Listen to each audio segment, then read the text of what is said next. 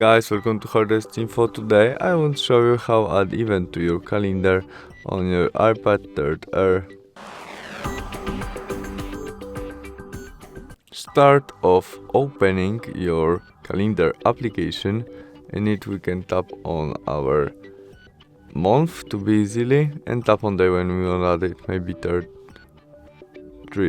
of October. And there, this plus icon. First step, we can add title of our event. There we can add location and make video conference when event starts. In this part we can set in which time it start and finish, or we can set it by switch on, it will be all day event.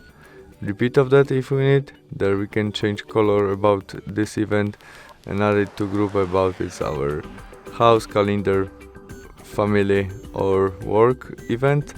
We can invite some people to that.